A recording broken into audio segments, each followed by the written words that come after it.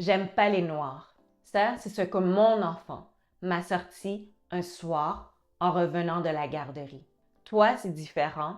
Mamie, c'est différent, mais j'aime pas les noirs. J'avais les larmes au bord des yeux, j'étais choquée, triste. Mon conjoint et moi, on se disait, pourtant, on l'expose à des modèles positifs. On a des livres avec des modèles diversifiés. J'étais contente ce soir-là de, oui, avoir une bonne intuition de maman, mais également d'être orthophoniste. Parce que tout de suite, ça m'a permis de comprendre, il y a quelque chose derrière ses paroles. Ce qu'il dit, ce n'est pas exactement tout ce qu'il pense. Et heureusement. Donc, j'ai creusé. Je lui ai posé quelques questions. Finalement, tranquillement, en réponse à ces questions, on découvre que c'est un ami de la garderie qui a dit ces paroles. Il ne voulait pas jouer avec une autre amie dans la classe. Alors il a dit « Je ne veux pas jouer avec elle parce que j'aime pas les noirs. » J'ai pensé à mon garçon, j'ai pensé à tous les autres amis dans la classe, j'ai pensé à cette fille, j'ai pensé au garçon qui a prononcé ces paroles, j'ai pensé à l'éducatrice. Comme orthophoniste, c'était important pour moi de comprendre qu'est-ce qu'on peut faire pour prévenir de telles situations et aussi, quand ça arrive, qu'est-ce qu'on peut faire pour gérer tout ça. Je m'appelle Gianna Metellus, je suis orthophoniste formatrice. La question du jour, que faire lorsque jeune enfant dit une parole raciste? J'aborde la question en tenant compte de ce que la recherche nous dit. Mais avant tout, c'est important de comprendre pourquoi les jeunes enfants peuvent adopter des comportements racistes. La première chose qu'on me disait lorsque je racontais cette anecdote, c'était « ça, c'est la faute des parents, c'est quelque chose qu'ils ont dit à la maison ». Est-ce que c'est le cas?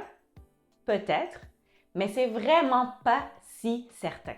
En fait, ce que la recherche nous dit, c'est que dès l'âge de 3 à 5 ans, les jeunes enfants développent des biais, des stéréotypes. Les jeunes enfants, oui, entendent, oui, ils écoutent, mais surtout, ils voient, regardent, observent. S'ils observent qu'autour de leur environnement, autour d'eux, il y a des personnes avec des coiffures différentes, de grandeurs différentes, de couleurs de cheveux différentes, mais qu'ils ont tous à peu près la même couleur de peau, ils vont se dire ça veut dire que je ne dois pas jouer avec un enfant qui a une couleur de peau différente, donc finalement, qui est d'une race différente. C'est plus en observant qu'en écoutant qu'ils vont commencer à développer leur biais. Et ce que la recherche dit, c'est qu'ils vont développer ce biais même si autour d'eux, il n'y a aucune personne en position d'autorité, aucun adulte qui vont tenir des paroles racistes. Donc, si on sait que les jeunes enfants développent juste en observant des biais racistes, il est important d'en tenir compte quand on agit et qu'on intervient. Donc, ce qu'il faut s'attendre, c'est que oui, des situations comme ça peuvent arriver, mais on peut prévenir et surtout, on peut gérer avec confiance. Donc, sans plus tarder, voici 3 conseils pour passer à l'action et toujours instaurer un climat plus inclusif. Premier conseil, il est important de parler explicitement de race, de préjugés, de racisme. Oui, ça peut être malaisant. Moi-même, avant, c'était difficile pour moi de nommer les choses. Des noirs, des blancs, le racisme. J'avais toujours un petit malaise. Par contre, en faisant mes recherches et en mettant cela en pratique, c'est devenu plus facile, plus naturel. C'est-à-dire, c'est important de présenter des modèles positifs dans les films, à la télévision, dans les livres. Par contre, si on ne nomme pas les choses clairement, ça n'empêche quand même pas les enfants de développer des préjugés et des biais par observation. En fait, si on n'en parle pas, ça donne comme message aux enfants qu'ils ne peuvent pas en parler, mais pourtant le préjugé peut être là et ça va ressortir un peu dans une situation sous le coup de l'émotion, comme l'exemple avec mon garçon. Je donne un exemple concret. On a un livre, on est à la maison avec son enfant, on est à l'école ou dans un milieu de garde avec les enfants de la classe, avec les enfants du groupe. Et on peut nommer les choses clairement. Tu vois, ce garçon, il a la peau beige et les gens vont dire qu'il est blanc. Elle, oui, elle est asiatique. Elle a la peau brune, comme maman, si c'est le cas de mon fils. On va dire qu'elle est noire. Et oui, vous avez remarqué, c'est tous des personnages diversifiés. On va dire qu'ils sont de races différentes. En nommant les choses clairement, ça ouvre un espace pour que les enfants puissent amener leurs commentaires, poser leurs questions. On accueille les commentaires, mais on dit les choses clairement. Donc, justement, on peut faire des pauses, laisser les enfants parler, poser leurs questions, dire leurs commentaires, mais sans jugement, on les informe.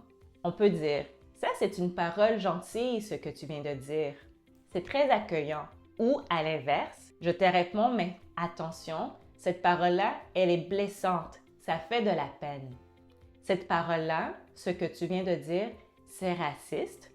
Tu vas le savoir pour la prochaine fois que ça fait de la peine et ce n'est pas quelque chose qu'on veut dire. » En passant, si vous voulez approfondir le sujet, sachez que je donne des formations, ateliers et conférences. Pour plus d'informations, rendez-vous sur mon site Internet. Vous pourrez vous inscrire à l'infolettre, consulter ma page sur l'information ou même écrivez-moi un courriel et nous allons discuter de vos besoins pour que je vous offre quelque chose de sur mesure pour votre milieu. Deuxième conseil, oui, c'est important d'avoir des livres avec des modèles diversifiés.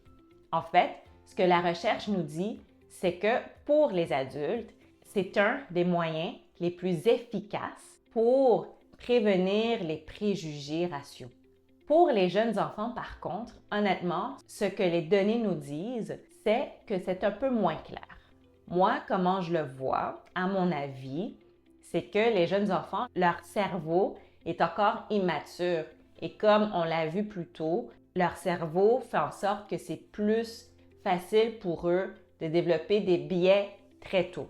D'où l'importance de, oui, continuer à offrir des modèles diversifiés, mais surtout d'en parler explicitement, c'est-à-dire de mettre des mots sur ce qu'on observe, de parler très explicitement, comme on l'a vu tantôt, de biais, de préjugés, de racisme.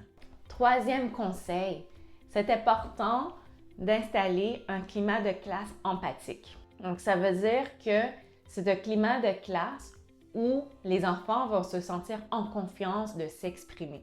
Honnêtement, même si on a le goût de le faire, ça ne sert à rien. Ce n'est pas aidant de condamner les propos du jeune enfant, de lui faire sentir qu'il devrait avoir honte, alors que lui, il ne connaît pas toute l'historique et toutes les répercussions de ses paroles. Il faut lui expliquer dans des mots qu'il peut comprendre. Alors, très concrètement, dans la situation que j'ai expliquée tantôt en début de vidéo, une réaction idéale, ça serait de prendre un moment avec chacun des enfants visés, avec tous les enfants finalement. Déjà, il faut prendre un moment avec la fille en particulier pour l'écouter, pour lui permettre de s'exprimer, de dire comment elle s'est sentie. On peut l'aider, des fois c'est dur de s'exprimer avec des modèles. Donc l'adulte peut dire « Moi, je me suis pas senti bien, ça m'a fait de la peine quand un tel a dit ces paroles. Toi, comment tu t'es senti? » C'est normal de te sentir comme ça parce que oui, c'est des paroles qui sont méchantes, pas gentilles et qui sont racistes. Un tel est en train d'apprendre, on va l'aider, mais c'est normal d'être fâché parce que ces paroles-là ne sont pas acceptables. Je pense que c'est un moment également qu'il faudrait prendre avec tous les enfants du groupe. Et il va falloir prendre un moment également avec l'enfant qui a dit ces paroles-là. Encore une fois, pas dans le jugement, de l'écouter, de s'exprimer. Sûrement qu'il était en train de vivre des grosses émotions d'enfant. On l'écoute, mais même si on l'écoute, on nomme clairement les choses. Donc, ce que tu voulais dire, c'est que aujourd'hui, tu voulais pas jouer avec ton ami, tu as le droit. Mais ces paroles-là, ce sont des paroles méchantes et ce sont même des paroles racistes. Ça fait mal. Ça fait mal de dire à quelqu'un, je ne veux pas jouer avec toi à cause de ta couleur de peau. Tu as le droit de ne pas vouloir jouer avec elle, mais ce n'est pas acceptable de lui dire que tu ne veux pas jouer avec elle parce qu'elle est noire. C'est méchant. Dans notre classe ou à la maison, on dit des paroles gentilles, des paroles accueillantes et ce n'est pas des paroles qu'on va accepter. Donc, il exprime son émotion, on écoute, mais on recadre. En fait, ce que la recherche nous dit, c'est que des conversations fréquentes qu'on a souvent, des conversations qui sont appropriées à l'âge de l'enfant, où on aborde ouvertement les questions de race, de préjugés, d'iniquité, de racisme. Eh bien, ces conversations qu'on a souvent, ça va être associé à des niveaux plus bas de biais chez les enfants. Concrètement, ce qu'on va observer, c'est des enfants qui vont accueillir plus souvent des enfants de d'autres races dans leur jeu. Moins de paroles comme ça. Donc, avec le temps, en pratiquant, dans un climat ouvert, en nommant clairement les choses, eh bien, on va installer un climat plus inclusif. Mais oui, au début, ça peut être malaisant, mais avec le temps, il y aura moins ce malaise-là et on va être capable d'avoir ces conversations-là plus souvent. J'aimerais vous entendre. C'est quel conseil qui vous a le plus étonné dans ce que je viens de dire? N'hésitez pas à le laisser en commentaire.